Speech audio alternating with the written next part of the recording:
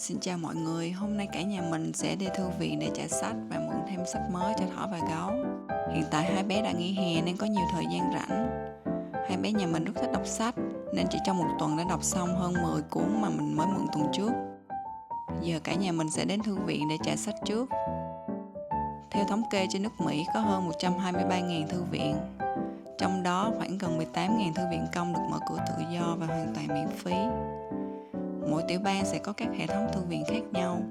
Các bạn có thể dễ dàng tìm kiếm thông tin và địa điểm của các thư viện bằng cách search Public Library trên Google. Tại Houston có 36 thư viện công được phân bổ rải rác tại các khu vực trên toàn thành phố. Các thư viện công ở đây khá sạch đẹp và hiện đại. Để mượn sách, chúng ta phải đăng ký mở thẻ thư viện. Thủ tục khá là đơn giản và thuận tiện, chỉ cần bằng lái xe, hóa đơn điện hoặc nước.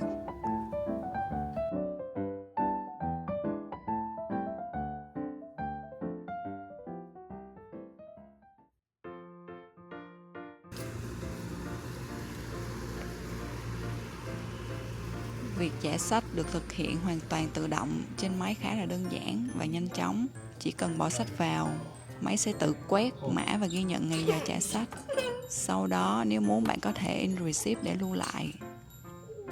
Ngoài ra để thuận tiện hơn, các thư viện còn bố trí các tủ trả sách bên ngoài tòa nhà trong trường hợp thư viện hết giờ làm việc hoặc dành cho những người không có nhiều thời gian.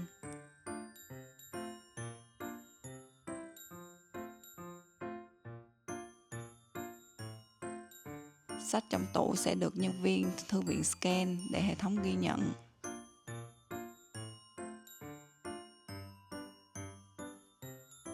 Trong thư viện hay có các quầy bán sách giảm giá khá rẻ, chỉ 1 hoặc 2 đô, trong khi sách mới giá cỡ 20 30 đô. Mình thấy đa số còn rất mới, hình thức cũng bắt mắt và nội dung cũng phong phú. Ngoài ra bạn cũng có thể mượn máy tính bảng để sử dụng tại thư viện. Bên tay trái là giỏ sách đã được đặt online và được nhân viên thư viện tìm tại các kệ, lấy ra và đóng gói sẵn. Bạn chỉ việc tới nơi và lấy mà không cần phải tìm từng cuốn. Để đặt thì bạn chỉ cần truy cập website của thư viện, tìm kiếm những cuốn sách muốn mượn. Trên website có nhiều bộ lọc như đối tượng đọc sách là người lớn hay trẻ em, thư viện nào mình muốn đến mượn sách, sách hoặc đĩa DVD. Sau đó mình đặt trước rồi đến nhận sách tại thư viện sau. Bây giờ mình đã trải xong sách ở thư viện này. Chỗ này khá nhỏ nên không nhiều sách bằng các thư viện khác. Nên giờ mình sẽ chạy qua thư viện mới cách đây khoảng 10 phút lái xe.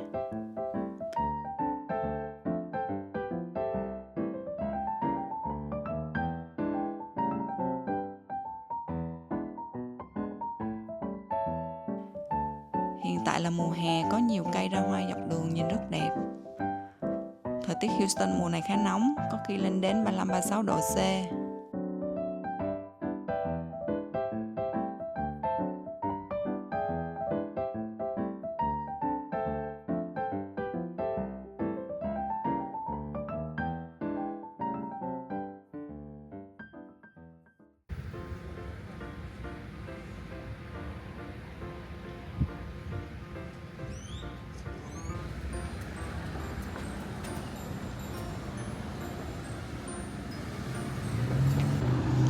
Giờ làm việc của các thư viện cũng khá linh hoạt, có nhiều hôm họ mở đến 7-8 giờ tối để những người đi học hoặc đi làm về trễ cũng có thể mượn sách được.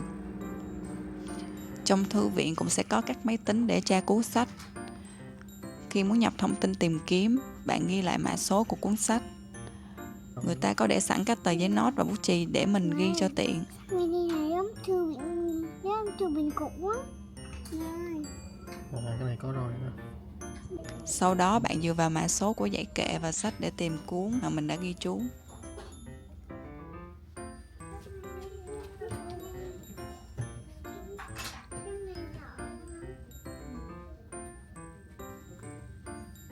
Ở đây cũng có một số đồ chơi cho trẻ em. Sách thì được chia thành nhiều khu vực tương ứng với độ tuổi để dễ dàng tìm kiếm. Thường sẽ có một góc nhỏ để các bé ngồi chơi, tránh làm phiền đến người khác.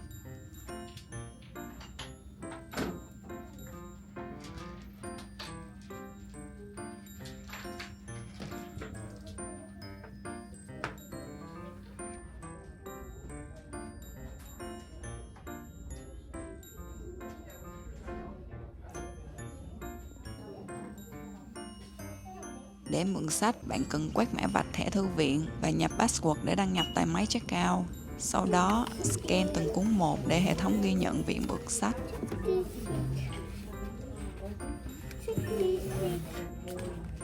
66. Nếu muốn thì bạn có thể in receipt để lưu lại. Đặc biệt ở thư viện này thì mình thấy có cả lựa chọn ngôn ngữ tiếng Việt ngoài tiếng Anh, Tây Ban Nha và Trung Quốc. Bạn có thể mượn tối đa 50 cuốn một lần. Thời hạn là 3 tuần, nếu không đọc kịp các bạn có thể gia hạn online để tránh tiền phạt trễ hạn. Thông thường mình mượn khoảng 15 đến 20 cuốn sách để đọc trong 2 tuần. Nếu đọc xong sớm thì mình sẽ đi trả sớm hơn. Ở đây có khá nhiều sách nên mình nghĩ sẽ ghé lại nhiều lần nữa trước khi khám phá những thư viện mới.